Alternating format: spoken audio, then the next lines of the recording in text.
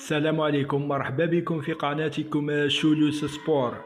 نحكيو اليوم على النجم الصاعد أمين شياخة. هذا اللاعب اللي يلعب في كوبنهاغن الدنماركي، 18 سنة فقط. هذا اللاعب هذا اللي يلعب رأس حربة، قادم بقوة. اليوم سجل فقط، لعب 100 دقيقة، سجل 3 أهداف، يعني هداف هذا تاع 18 متر.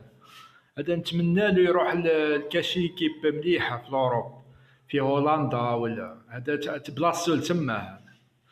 هذا الامكانيات كبيره، مستقبل. هذا لازم ليكيب تاعو لازم يتالق باش يعيط له ليكيب ناسيونال. لا بغات الصغير، كاين لاعبين صغار تلقى 19 20 عنده امكانيات تاع ايكيب ناسيونال. هذا الفريق تاعو الدوري الدنماركي بصراحه دوري ضعيف جدا،